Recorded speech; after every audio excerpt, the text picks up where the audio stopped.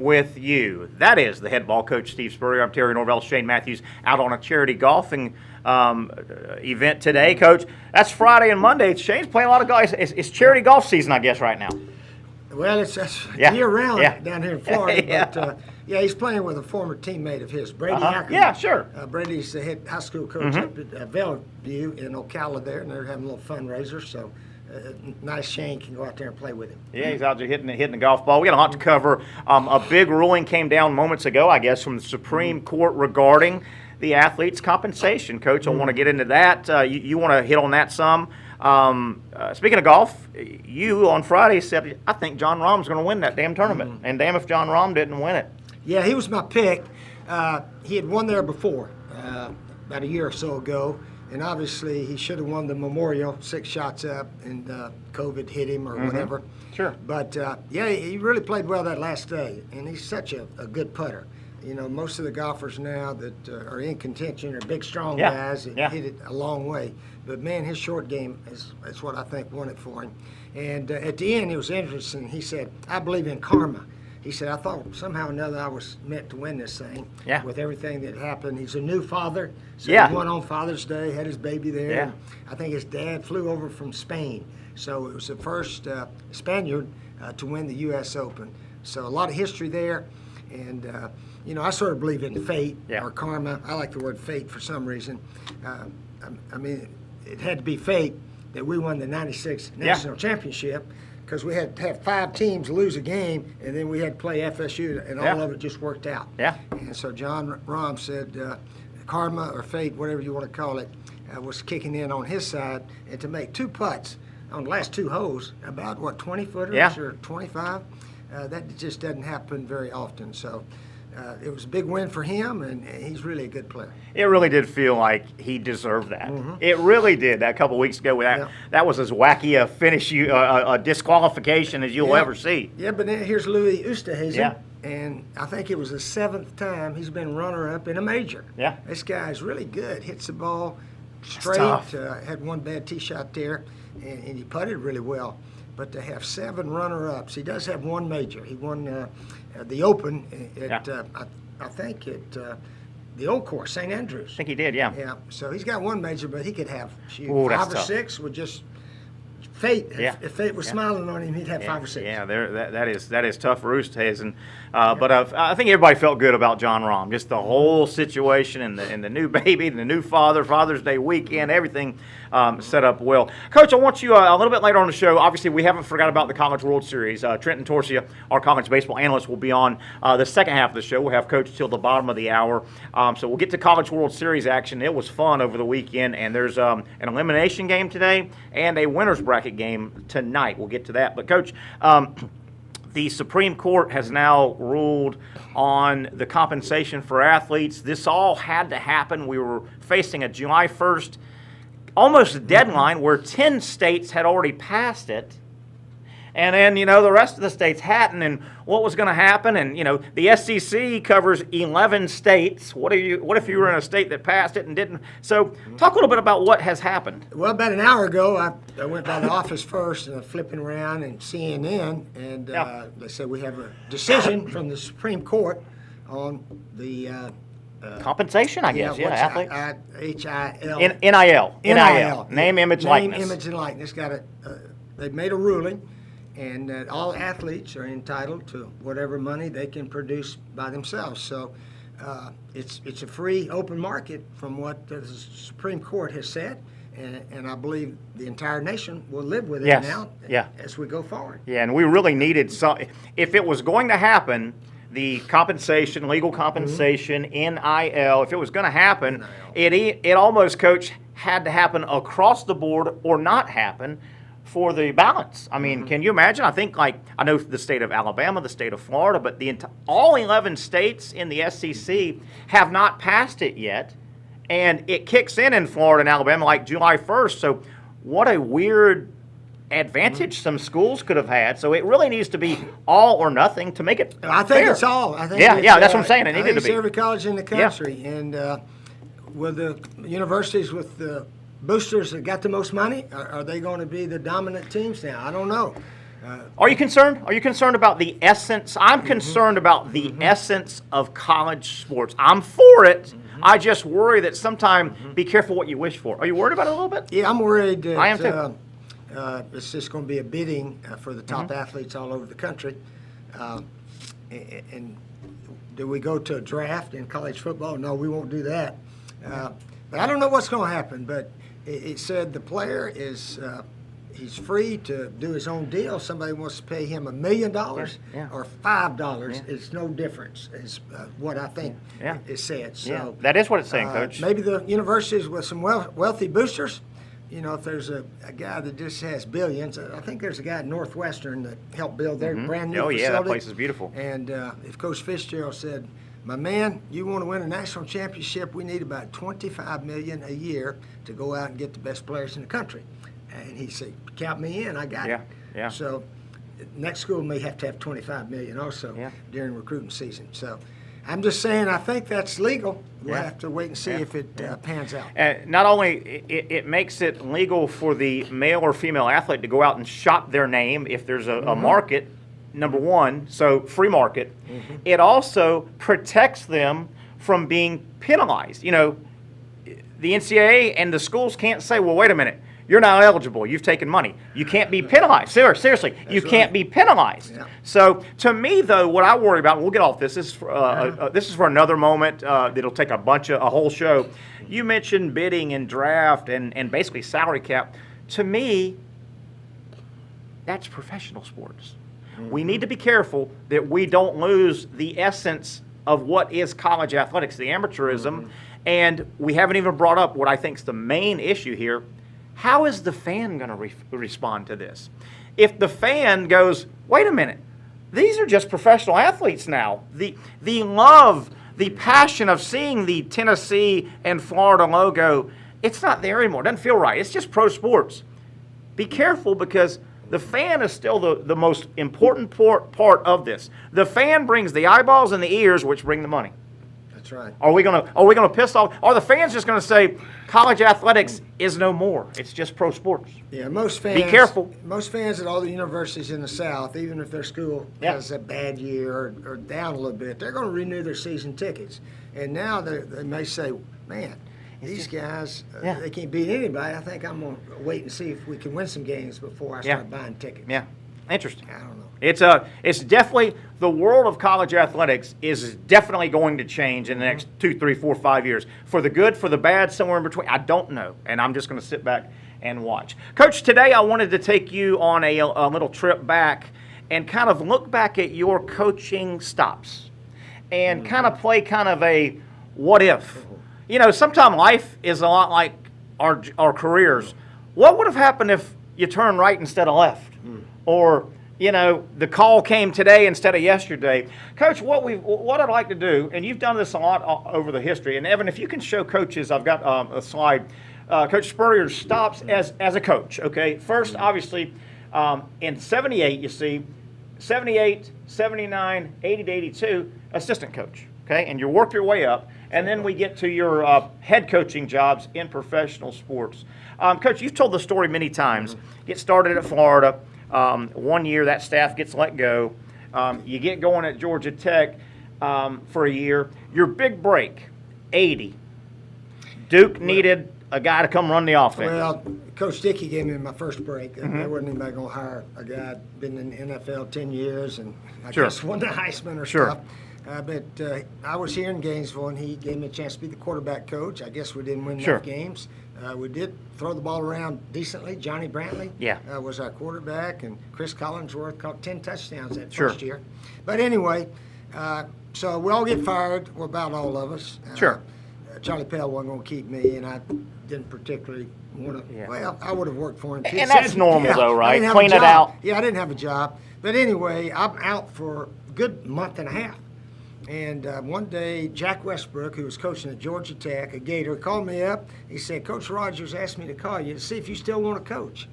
And I said, yeah, I like coaching. I think I got a chance to be pretty good at it, and I loved it. And at this point, you're roughly how old? Coach, how old are you roughly at this point? I was 30. 2-3 years out of the NFL. 4, I think. Okay, so looking for a second career. His quarterback coach got a job at Hawaii as offensive coordinator, so he had an opening. So he brought me up as quarterback coach, and about mid-season, he let me be the play caller and put in the offense. So I was sort of like the offensive coordinator. And then we all get fired. So Bill Curry told me I was a candidate to stay there, but he's interviewing other quarterback coaches. The new head coach, yeah. So in the meantime, I knew Duke was looking for an offensive coordinator. I had met the O-line coach there, and I asked him to ask Coach Wilson if he'd give me an interview. Gotcha. And so he called back, said, yeah, can you fly up Monday morning? So I flew to Raleigh-Durham and interviewed there. In fact, Ben Bennett was on his recruiting visit at the same time I was interviewing. And Ben went on to be the all-time leading passer in college football after the '83 season, but it's been broken several times since. So I got a chance to get there 80 through 82. In 81 and 82, we were top 10 in the nation. 82, we were 4th in the nation in offense at Duke. Wow. And had back-to-back winning seasons. Yeah. And I got a chance to go coach Tampa Bay Bandits. And that's where I want to pick it up, okay?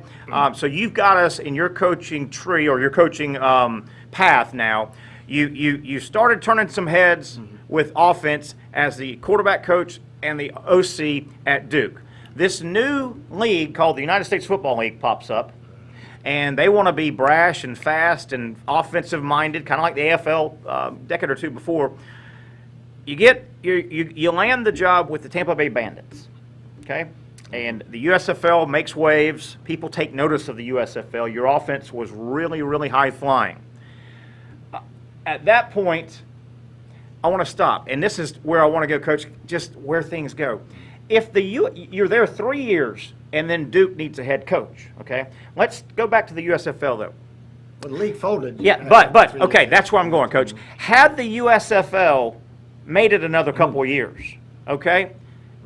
The NFL was going to grab that league. The NFL was going to grab. They weren't going to let the USFL just float out there. The NFL would have done what they did, probably grabbed a few of those franchises and bought them out. Have you ever thought if the USFL makes it another couple more years, I think the NFL absorbs that, like the NBA did the ABA, like the NFL did the, and I think you're a head coach in the NFL by 86, 7, 8. I think that league would have been absorbed in the NFL. Well, you ever give any thought of that? The NFL is pretty happy with what they got. Yeah. They don't need anybody else. So all these spring leagues, they sort of hope we make it because we're not a threat to them. So I'm not sure that would have happened. But anyway. I think you'd have got a job in the NFL. In '84 is when they fired Charlie Pell.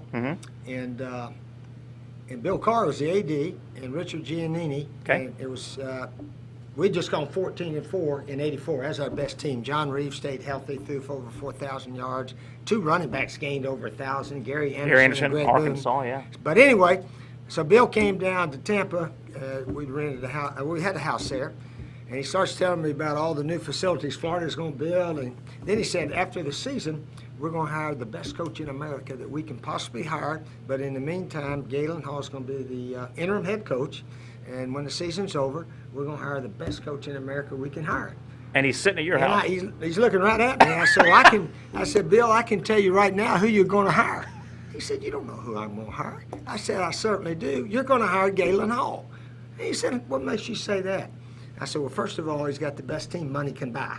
We all knew that a lot of those players had received some money to come to Florida back then, and it was a team you hardly could lose with. And Galen's a good guy, and he's a good coach, but, man, he stepped into a gold mine, as they say, as far as athletes on that team.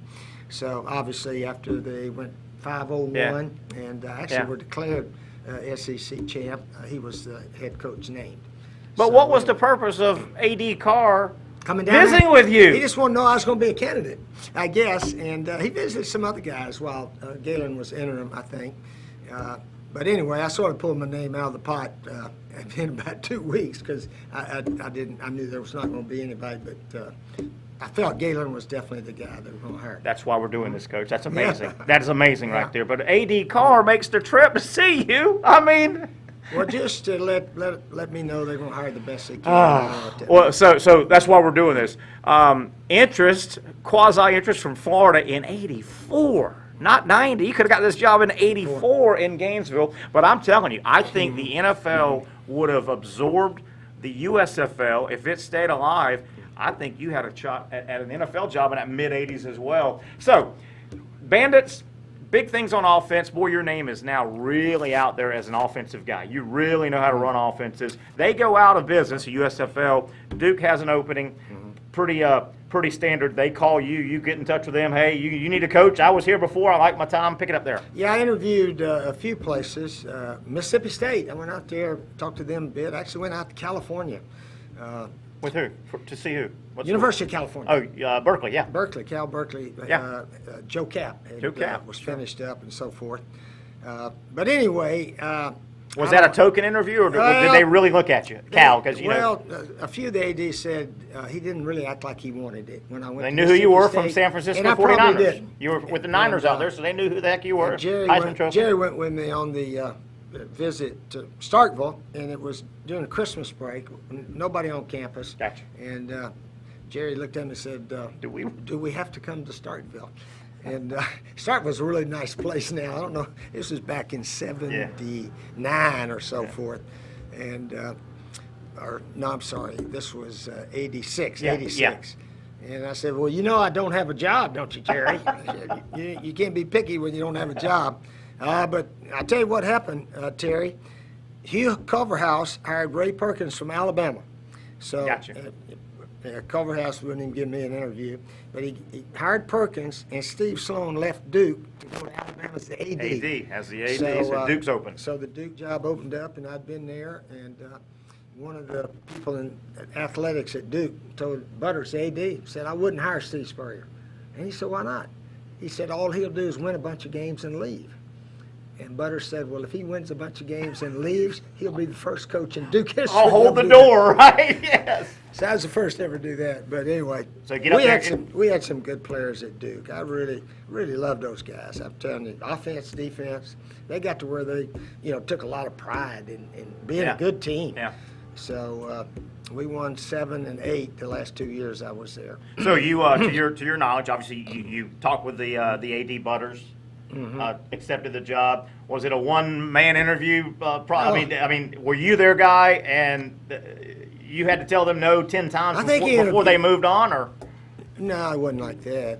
I didn't interview till late, sometime in January, I think. Oh, okay. Yeah. Okay. Because Sloan didn't leave right away. Okay. He was still the coach there, and anyway, we had the press conference and the interview and everything like that. And Butters said, "Come by tomorrow, and I'll tell you what you're making." I said, okay. That's how we did it in those days. Wow. I had never signed anything until after the press conference. And he said, the head coach before you was making $74,500, and I'm going to bump you all the way up to $75,000 even. Look at that. He liked you. I said, he liked you, Coach. That's a heck of a deal. I'll take it. he liked you. So you get to Duke now, head coach, 3 very impressive years, okay? Capped off by year 3, you win the ACC. And now the legend, the genius of Steve Spurrier has really permeated the country. People are looking at Coach Spurrier, and here's an offensive-minded guy, really knows how to move the football. Here's another situation where life sometimes, jobs sometimes, Steve Spurrier to come back home. Talk about it. We had a good team at Duke in '89, and that was the first year we set goals. Winning season, go to a bowl game, win the home games. And then one of our players said, Coach, we think we can win the ACC. And I said, wait a minute. That would sound foolish if the country, everybody around here said these guys think they win the ACC football championship. But sure enough, we put it on our little list of things. We opened up 1 and 3. We'd lost at Tennessee, at South Carolina, and at Virginia. We only had 5 home games every year, 6 on the road. Gotcha. That's the way Duke did football back then. They had to get a paycheck. Games, money games. In fact, we played at Clemson 3 straight years because he sold a home game to them just to get a little extra money.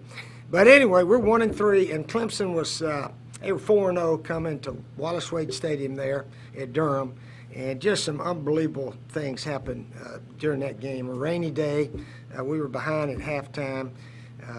We threw about a 50-yard interception.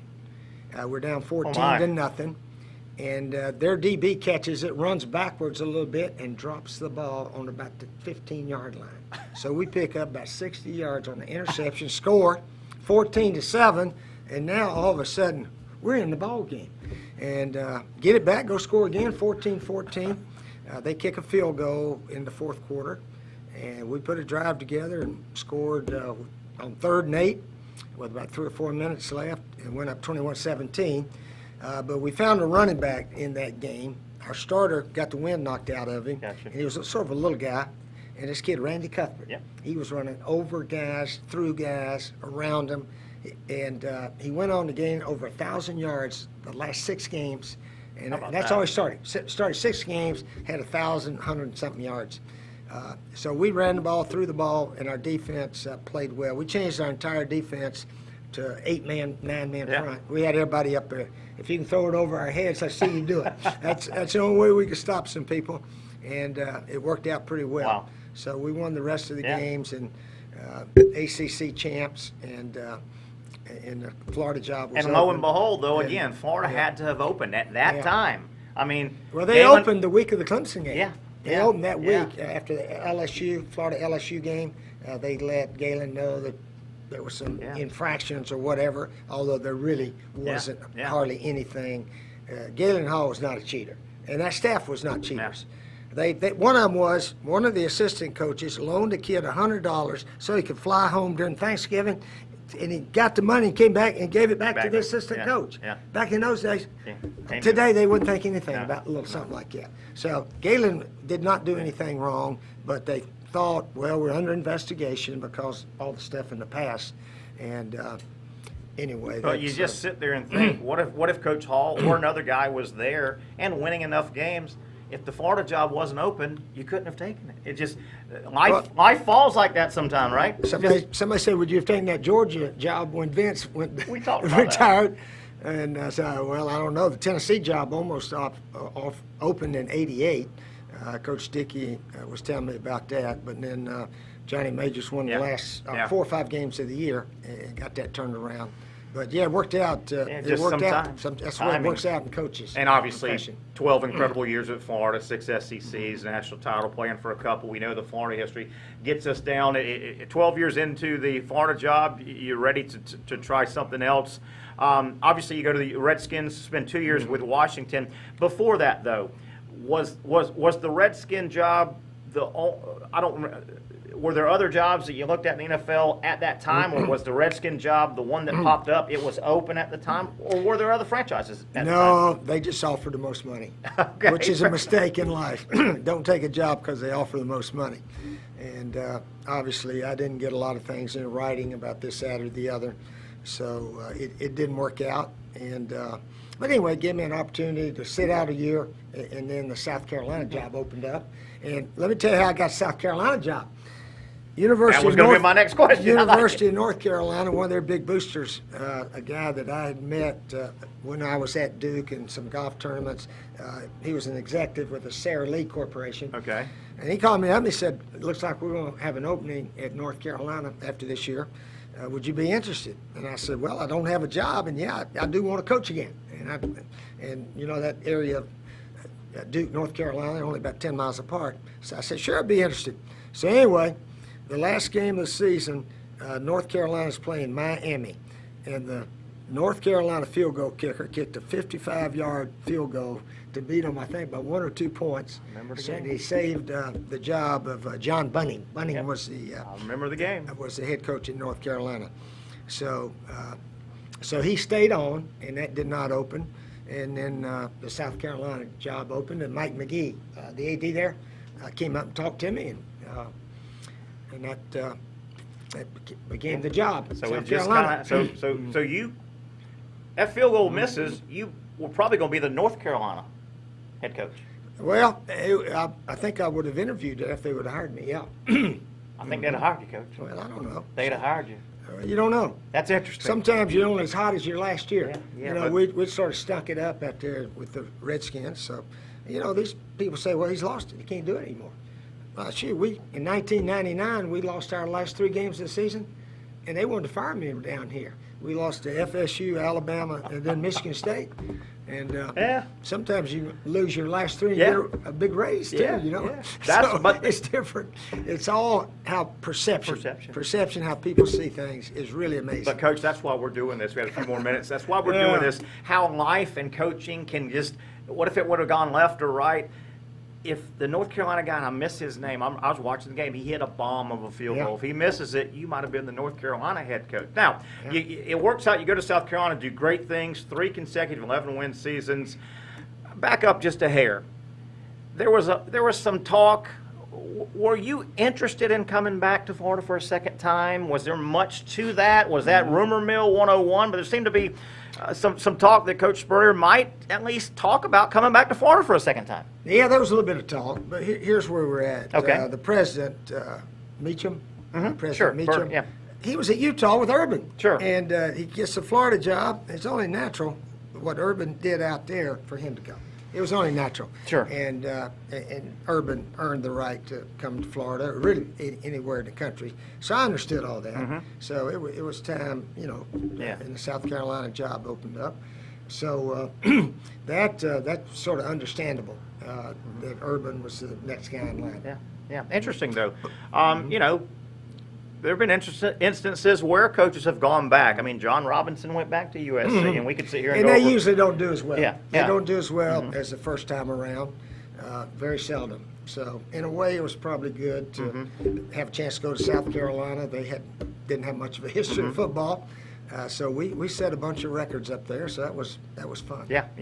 Incredible career at South Carolina. I guess about 12 years there as well. About 12 in Florida. Yeah, 10 and 12. So and then the Apollos. Several years later, the Apollos pop up. You had a good time doing that. That was rewarding. I know it didn't end the way the league wanted it to, but you seemed to really enjoy that. That was just raw coaching, just coaching ball. Yeah, here's our players, no recruiting, no team. nothing. Yeah, we really played well. Gosh, our field goal kicker, Fry, he was with us at South Carolina guy, yeah, sure. He was 14 for 14 in field goals. And Garrett Gilbert, who's now with the Cowboys, was our quarterback.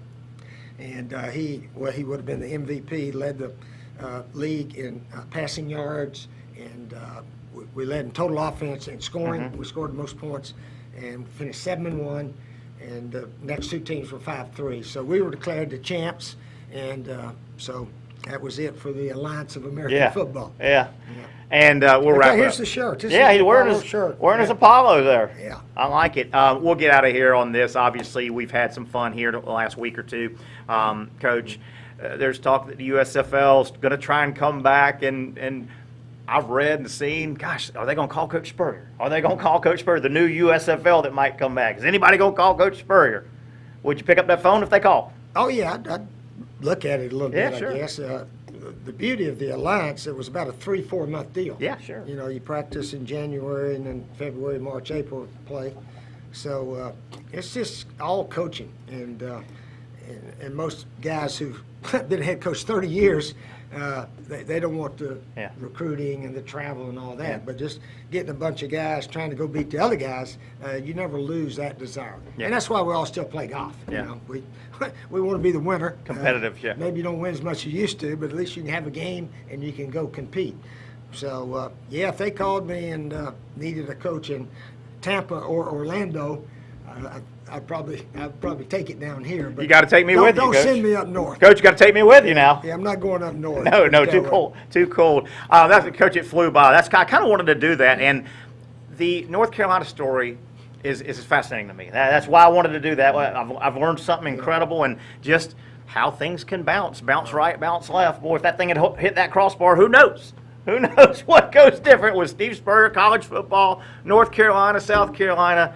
I enjoyed it, Coach. I'll let you out of here on this. We didn't get a lot to talk about the College World Series. Did you watch much of the baseball over the weekend? What do you think? We're 1 weekend in now. I watched that one last night. Woo! Pitchers. I didn't realize Mississippi State had that guy that they couldn't hit. I mean, he struck out how many? 20, 21? Mississippi State as a team struck out 21 of the 27 outs, and the starter, Bednar, had 15 or 16 of them. Yeah. Texas pitched well all night, too. Yeah. 2-1 game. They were pretty good. And in that last inning, got hits home run. They had 2 outs and left guys on first and third, and ground ball to second. Yeah. It was close play at first base.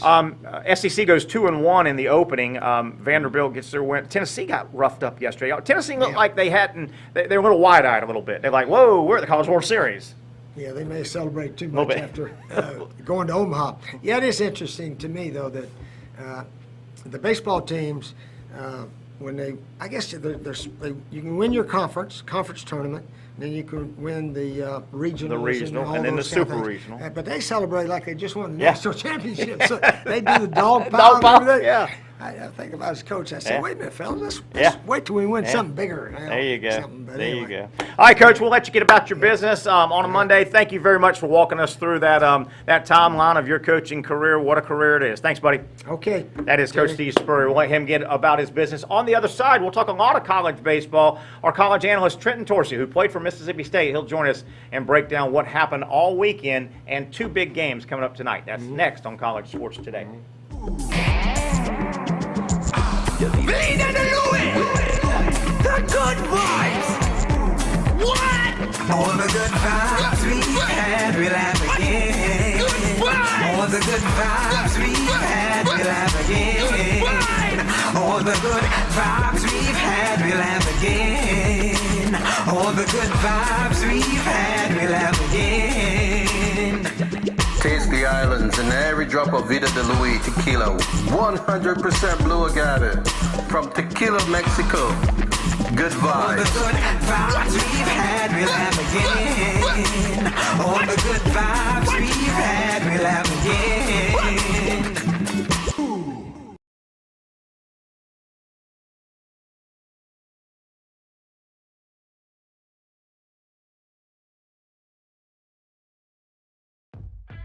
Let me take a moment to thank some of the wonderful sponsors that make College Sports Today with the head ball coach Steve Spurrier, Shane Matthews, and Terry Norvell possible.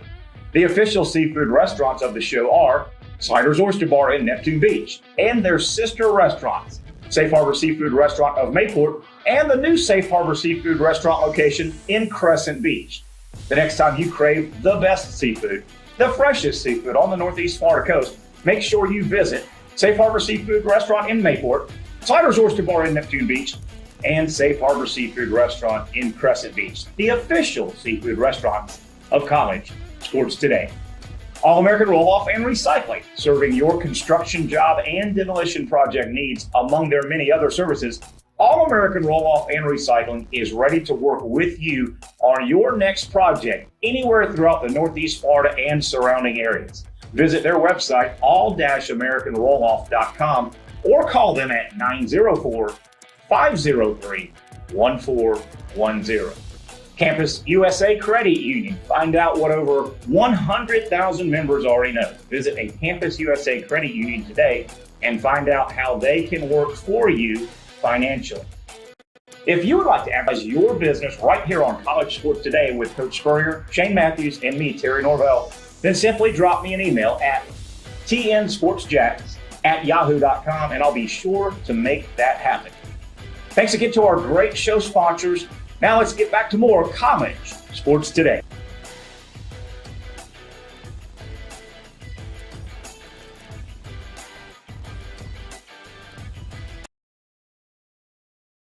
Back we are. Hope you enjoyed that 30 minutes with Coach Steve Spurrier. Wow, I learned several things, including what about the story of Coach Spurrier this far, maybe a missed field goal away from taking the North Carolina job, not becoming the South Carolina head football coach. Boy, that's why we went through Coach Spurrier's coaching history.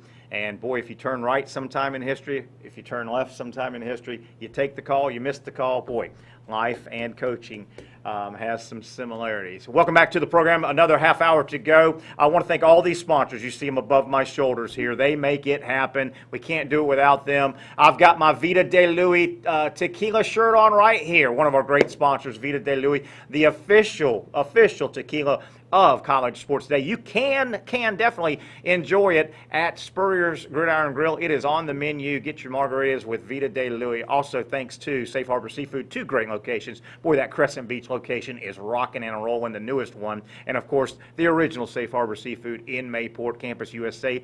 Thank you very much for your patronage.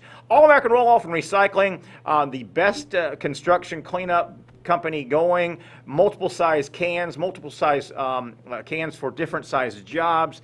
They can handle everything when it comes to construction site cleanup and waste hauling. Contact them.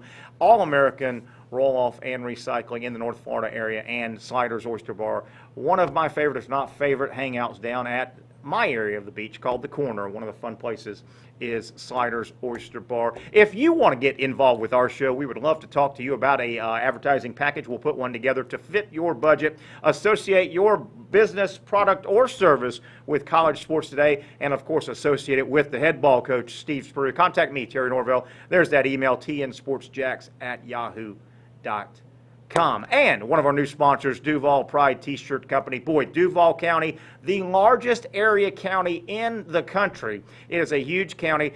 The Jaguars are rocking and rolling. Make sure you get the hottest new shirt associated with the Jaguars, the Duval Pride T-shirts. You can customize. You see 3 of them right there. You'll customize them with your proud side of town, wherever you live out in the Duval area, West Side, Beaches. There's a drop down. It's very easy to go ahead and customize your shirt. And on the back of each one of these T-shirts is the definitive history, the actual history. Where did Duval, where did it come from? You might be surprised. It's been around a long time. That history is on the back of each T-shirt. Contact or get online, check out their Facebook page, Duval Pride T-Shirt Company on Facebook. The store, the online store is open. Get your gear right now. It'll be football season before you know it. So there you have it. A lot of stuff going on because the show is rolling, and we appreciate all of our sponsors. Again, how's this Vita de Louis T-shirt look? Good looking with that great logo on the back. Check out their website, vitadelouis.com. Let's talk some college baseball. Trent Intorcia, he watched baseball until his eyes popped out of his head, I'm sure, as I get my headphones on here and talk to Trent. Can you hear me, buddy? I am here. How are you? Oh, man, I am here as well. Wow, great college baseball. Interesting first weekend now. 2 games on Saturday, 2 games on Sunday, Trent. Let's get back to the Saturday game overview. The 2 games on Saturday. I hate to say this, I thought the defining takeaway from Saturday's 2 games was sloppy defense. I didn't think anybody played good defense on Saturday. I hate to bury these teams, but I thought that was a story out of Saturday, and there's a bunch of other stories. Talk about Saturday, what you saw. Yeah, I mean, it was the weekend of surprises. I mean, if you look at Kumar Rocker, he was touched for 3 runs in the first inning, and I think he gave up 5 total. Yeah. He hasn't done that all year long, and first game jitters, probably. They're going to, tendency might be to kick it around a little bit, and we did see some of that. We also saw Vanderbilt pitching strike out 17 Arizona hitters that, as a team, had 9 guys in the lineup hitting over 300. So kind of a strange. I think Stanford maybe showed a little bit of, happy to be here, overachieved. Postseason kind of thing, and NC State just remains hot. Do they not? Yeah. They really do. Evan, if we could put up that first slide, let's look at the scores from Saturday and Sunday. Saturday, NC State really, at one point, Stanford made a little run, but NC State dominated that game, I thought, and the Stanford ace was on the hill.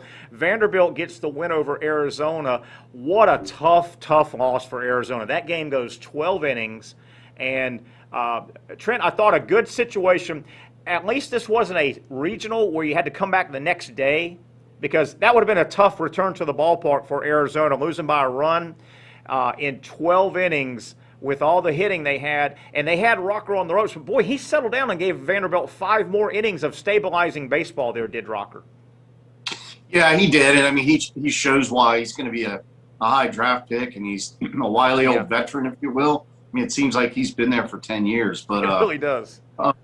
Nothing's going to really get to him. He's been on the big stage, no doubt about it. You make a good point, because playing the late game, you go 12 innings, you lose. The next day, you're typically the early game. So you get back to the hotel and it's 1, 2 o'clock in the morning by the time you settle in and get something to eat, get to bed, and then you're back out at the yard at 10, 11 o'clock the next morning. But I know if I was the Arizona head coach, and he probably did this, when they lost that 12-inning game to Vanderbilt by a run, just an excruciating late night at the ballpark, I would have told, and the way it's structured, they were off yesterday, thank goodness. I would have told my team, don't say the word baseball, don't pick up a glove, go to the putt-putt nearby or whatever. I'd have told my team to get away from it for a day, man. That was just a tough loss for Arizona. Vanderbilt, again, they kicked the ball around a lot. It was a weird Saturday, and you make a good point. Maybe it was a much cleaner Sunday fielding the baseball than Saturday because the big stage, the cameras hadn't been on from out there in 2 years. But definitely it was some ugly fielding baseball on Saturday. Conversely, Sunday, am I correct? I'm going to tie in Virginia and NC State. Are they kind of the same team right now? Probably not the most talented team, but boy, they found Virginia and North Carolina State, 2 teams that won their first game over the weekend. They kind of found themselves after mediocre regular seasons, and boy, those two, probably not the most talented of the 8 out there, but boy, they got a mental thing going. They think they're supposed to win now, both of those teams. Well, I mean, there's no question about it. And the thing to think about is Notre Dame, who thought they should have been a national seed, they won the ACC by 5 games in the regular season. So part of the reason Notre Dame doesn't get that national bid is the ACC was weaker, a little bit off this year, and yet you've got your 2-0 in the College World Series is the ACC. So no surprise with Virginia. I mean, they're a blue blood. You mentioned it. Was it 3 or 4 years ago they won a national championship? And teams like that, coaches like that, you've got to have amnesia, right? I mean, you forget about early in the season. I believe I said this on Friday. Virginia had a 1-8 streak. Early in the season, you look at that and you go, any team that goes 1-8, you're not going to the postseason. Here they are, 1-0 in Omaha. What do you explain, or is it just baseball? Tennessee really didn't compete yesterday. I don't know if they were wide-eyed a little bit, but boy, Tennessee was as hot as anybody coming in, and I thought, I watched just about that entire game, and I never felt like Tennessee was threatening to win that game. Credit Virginia, but boy, Tennessee, they didn't really compete yesterday. Well, it was a 1-0 game late, and credit left-hander Andrew Abbott for Virginia. Excuse me, a term they use in baseball. He just shoved it. I mean, he shoved it late into the game, and then you had the heroics of Logan Michaels with 3 hits, who kind of had a quiet season.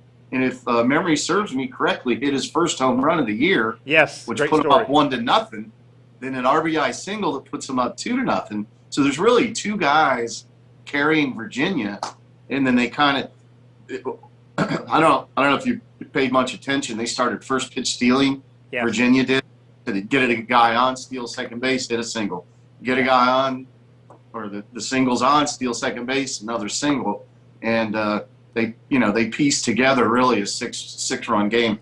Tennessee did not hit, and when you get down 5 or 6 runs late in the game, you're going to start pressing. You can't hit 5-run home runs. And you're right. It stayed 1-0 a long time, but boy, I just never felt. I felt like if Tennessee did anything, Virginia the next half inning was just going to top it. I just never felt like Tennessee, and the final was 6-0, much closer. But boy, I wonder if Tennessee was a little wide-eyed. They just didn't. They didn't look like that old Tennessee. Now they weren't in Knoxville either. That's a special place they turned into. That crowd. And then the night game last night, the 4th and final game of the weekend to kick off the College World Series. Wow, did we have some pitchers on display. And one of the shames is people are overshadowing the Texas staff, what they did, but Bednar, the starter for Mississippi State, one of the great starting performances in Omaha ever. The closer comes in for State, gives up 1 long ball, but 21 total strikeouts by Mississippi State pitchers. There was only 27 outs in a 9-inning game. 21 were by strikeout for Mississippi State.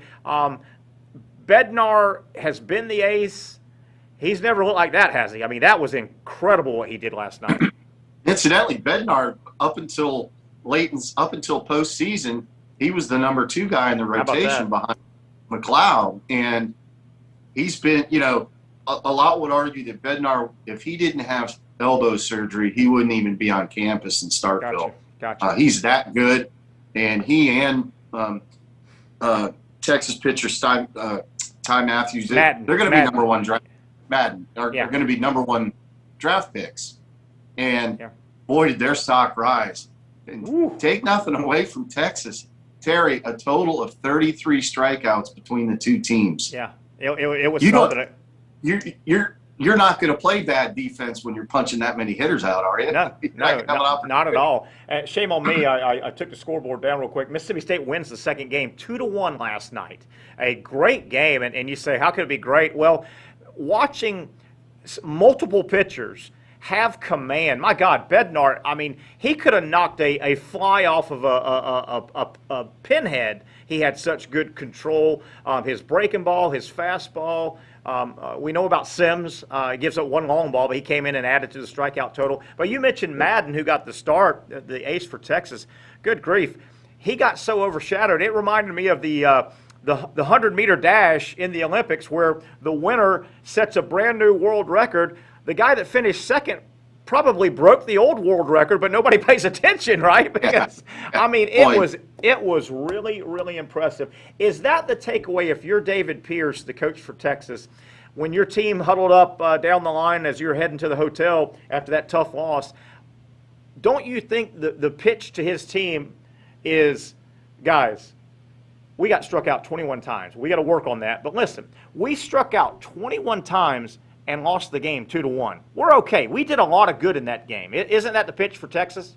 They lost 2-1. It certainly is. I mean, sometimes in baseball you just have to tip your cap to the other guys, right? And I mean, when you have a pitching performance like that, a historical one, there's nothing you can do about it. You can analyze all you want, but these swings were late on the fastball, and guys are pumping mid-90s. Yeah. Madden was upper 90s. I mean, you saw so many 9.6, 9.7, 9.9s just from 3 guys. It was amazing. You cannot take that loss too hard. However, when you're a competitive team and you're a blue blood like Texas, 37th time in Omaha, you're expected to win.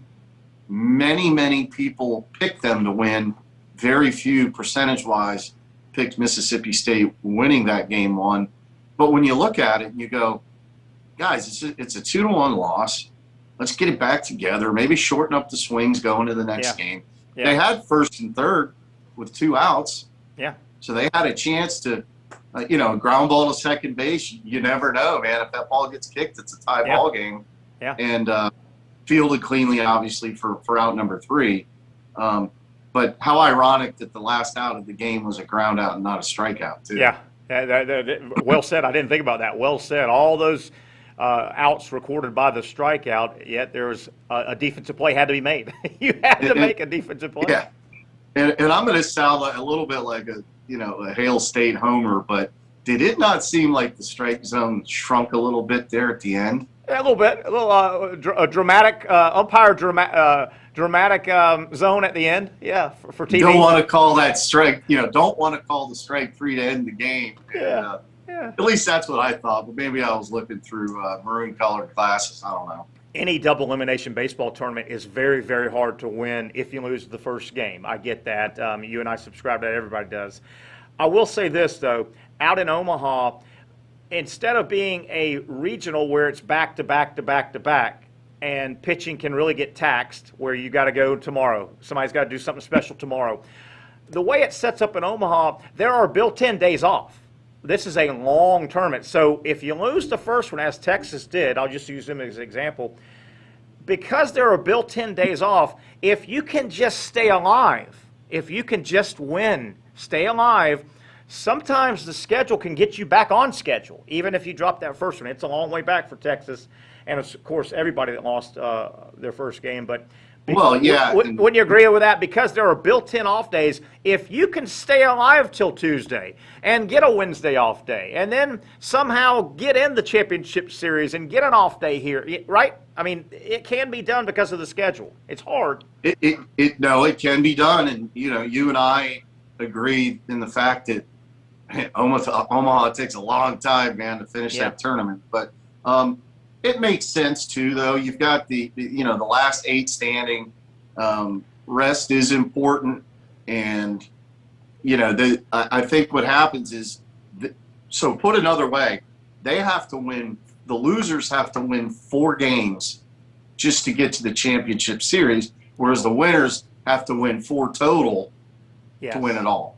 Yeah, interesting, and I'll get off this and we'll get the schedule for today and slowly get out of here, wrapping up a look back at the College World Series with our baseball analyst, Trent Intorcia, and a look at the games tonight. But, boy, that's well said. Think about it, what you just said.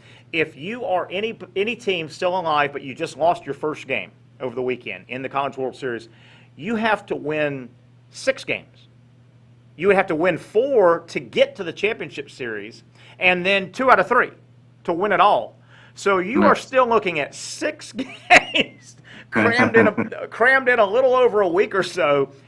I guess it's not supposed to be easy if you lose the first game. Evan, let's throw up the schedule for today. 2 games, an early game at 2, Trent, and then a night game. The early game is an elimination game. You can see Stanford and Arizona. Somebody sent from the Pac-12 sends somebody home. And then the night game, Vandy, NC State. Let's get Trent back up. And Trent, yes, it's only 1 game. It's a double elimination tournament, but boy, a tough weekend for the Pac-12. They lost, both of their teams take a loss, Arizona and Stanford, and they've got to cannibalize today starting at 2 o'clock. They cannibalize each other. Somebody from the Pac-12 sends somebody home from the Pac-12. Tough start for the Pac-12. Yeah, and they're probably looking at it like, why aren't we on opposite sides of the bracket? I mean, it's just how it works out. Had Mississippi State lost or Tennessee won, they would have pitted up against each other, and it does happen.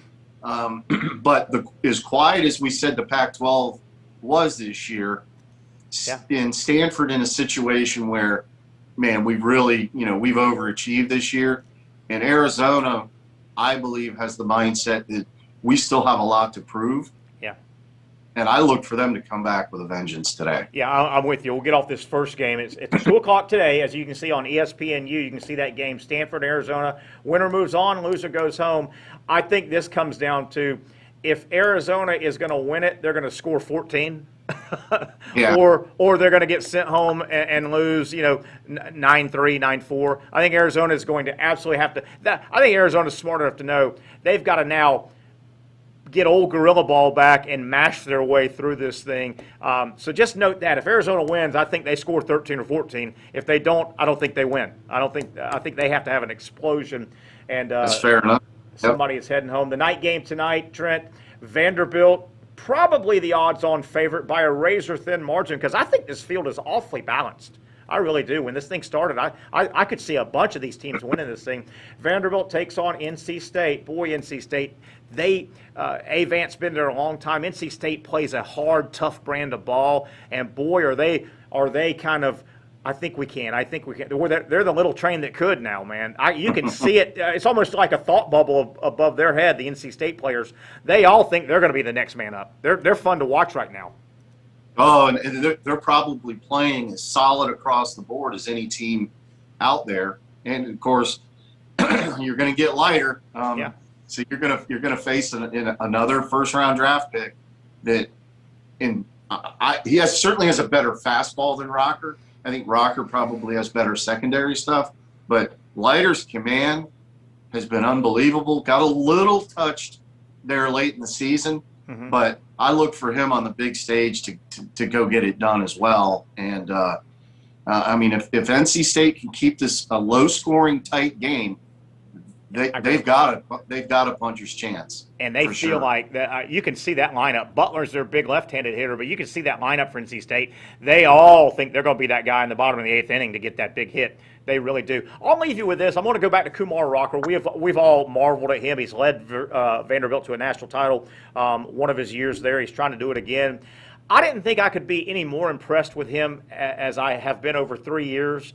He impressed the hell out of me the other day because I've seen Rocker late in games, deep in pitch counts, get a little tired, and some guys put a bat or two on him. Well, that's understandable, 100 and something pitches in. I've seen that once or twice in his career. I haven't seen Rocker hit hard early as he was in that first inning. He was hit hard. Even the outs were hard. And there were some runs scratched across on Rocker in the first inning the other night. He settled down, boy. He got nasty for 5 innings. He got real nasty. I was really impressed with his mental makeup because a guy like that hadn't been hit hard early much in his career. He impressed me the other day. Well, it's all about making adjustments too. It's like, what's going on here? Are you really concerned about it, or does somebody come to you and say, listen, man, they jumped on you early. They know you're around the strike zone. They're going to be aggressive. Maybe we think about pitching backwards, so we start throwing off-speed pitches early in the count and, behind in the count, and then maybe go with fastballs ahead in the count just to kind of throw the hitters off balance. And that's what the great guys do. And I'll tell you what, that performance for Rocker did as much for his stock than any of the great performances that he's had throughout his career. And I thought Bednar, you hear announcers all the time talk about, wow, the off-speed pitch can add miles per hour to the fastball. Not that Bednar doesn't have a great fastball, but my God, he had control of that 81, 82 mile-an-hour breaking ball, and he commanded it, so you felt like he could throw it at any time. And then he chased that with 94, 95, and it made that thing look like it was 102. And you saw the swings looked at. The swings looked like they were underwater. They missed the ball by this much all night. All night. It was impressive. Really impressive pitching by Bednar. And it was interesting because you thought if you go from hard stuff to hard stuff, followed with Sims. Yeah. Third, fourth time through the lineup, have they adjusted? And then Sims takes it up another night, like he switches gears, right? And he's kind of sitting 96 and has a wipeout slider himself. So a tough night for Texas. They pitched the ball well. I mean, they, like I said earlier, they had 13 strikeouts themselves, did Texas pitching. So what a game that was. If you love baseball, a 2-1 game that went in less than 3 hours. Great. For you and I, baseball guys, we love that. It was great. Everybody else at home probably saying, this is boring. I want to speak to a lot of our comments here on Facebook. I didn't get to many. We had Coach Spurrier on the first half hour, and I had a bunch of stuff I wanted to lead Coach in. So David and Will and some of the people, I didn't get to your comments. But I got to say at the end, Trent, David says here on Facebook Live, says, Trent, I'm digging the dog clock behind you. Mississippi State, I guess, dog clock behind you. Is that Hail State behind you? So David likes that thing. That's a State guy right there, David. He's got his dog clock behind him, for God's sakes. Hail State. Give us a good Hail State there, Trent, before we get out of here. Hail State. Hail State. It was good to see, speaking of old-timers like us, that you've played and been out in Omaha as a player at Mississippi State. I've followed college baseball a long time. It looked right to see Mississippi State and Texas on the field together. It just looked right. It did look right, and it kind of gave me the hives, too, back to 1985 when, that historic game with Texas. But, if you think back to my freshman year, 1983, we went out to Austin, Texas, and lost in a regional final to a guy named Roger Clemens. Ooh. And by the way, they had a guy named Calvin Schiraldi. On that same. So you go pick your poison with a 1-2 punch. Of course, Texas went on to win it all that year, and Gustafson was the coach back then, the legendary Cliff Gustafson. But they've had great coaches. Again, their 37th time in Omaha. It's crazy. And the 13th from State. So good to see those knocking head. You kind of wanted to see it later in the tournament. Yeah. But we may see it again. fan. We may see it again in that bracket before it's all over. Good point. There you have it. Good stuff, Trent, as well. As always, College Sports Day, we're back on Friday, so there'll be a lot of baseball before we get back on the air from Omaha. And I'll be with you watching, just like you, watching as many innings as I can. Thank you, buddy. Yes, sir. We appreciate it, as always. That is our buddy Trent Intorcia, played for the Mississippi State Bulldogs with Rafael Palmeiro, Will Clark, Jeff Brantley, Thigpen, to name a few on that team. They called that team in the mid-'80s from Mississippi State. That team is pretty much called the best team in the history of college baseball to not win the World Series. They were really good. 4 major leaguers on that team. Wow, what a fun show. Hope you enjoyed it. I know I did as well. I want to thank some people. Of course, Coach Spurrier in the first half hour. If you missed that, you want to go back and check out the first half hour and Coach Spurrier. We walked Coach through his coaching resume from when he first became an assistant coach all the way through the Apollos, and some interesting stuff, how things could have gone different if you went right, went left in life. And I think you'll be interested in what he says about North Carolina.